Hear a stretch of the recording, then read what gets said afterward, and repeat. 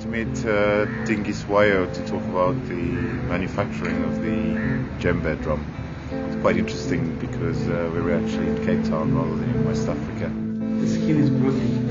Okay. So I must put another skin. I see, like in Ghana they don't have a lot of hardwood.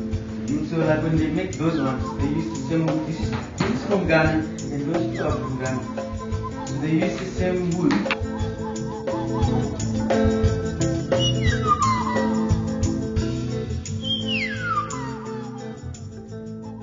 Like when you're playing, the energy is very important.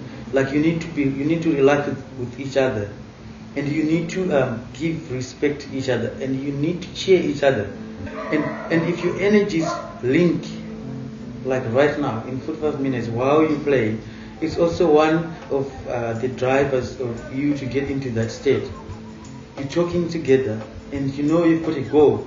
Like when you play, and when you go like that, you can easily play as 5 people, and you can easily go into that space like that. They also have to understand the healing of it, because when they understand the healing part of it, that's the most important part of it, and that's the biggest reason why I play the djembe, because it's healing. So I'm healed anyway before I get paid for the playing that I've done. So it's like double pleasure for me. It's a language. It's like the Ghanaians when they play, you can see this. You can hear this is Ghanaian because they've got a certain way that they talk with their palms. And when you listen to the Malians play, they've got a certain way that they talk with their palms, and the technique, is different. I don't want to use commercialization of it, maybe, but yeah, the commercialization of drum.